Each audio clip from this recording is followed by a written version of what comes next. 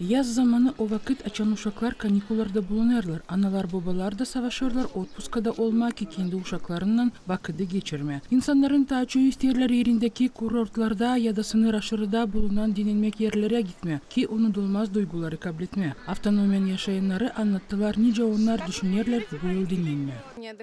Biz yazın dinleniriz, biz yazın işleriz. Uşakla denize gittik, dinlendik. Düşünüyorum hani naturaya daha içine çıkacağız. Baseynalar açıldılar, orada da vakıdı geçireceğiz. Böyle kasaba içinde. Bireri otpuskaya gitme, aileyle dinlenme, isla vakıdı geçirme.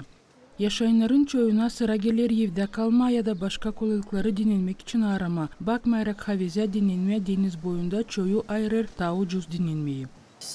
İşleme çünkü bugünkü gün var problemler işlen az yüderler da bunun için sıra gelir işleme ama dil dinlenme. Evde ne var nasıl ta söyleme. Yok kolaylık bir yere gitme. Uşaklarla evde. Alarsaydılar uşakları o zaman gideceğim ama böyle evde hem işte. Bu yıl evde bir yere gitmiyoruz. Ta bir ay kaldı da işe lazım gitme. İsteyeriz bir yere gitmeye dinlenme. Bizde yok vakit yazın dinlenme. Statistika Bakanı'nın haberlerine göre Moldovan yaşayanları aktif dinlenme sınır aşırıya giderler. Da yıldan onların sayısı zedelenir. Ta sık Moldova vatandaşları giderler dinlenme Türkiye'ye, Egipt'e hem Bulgarya devletlerine.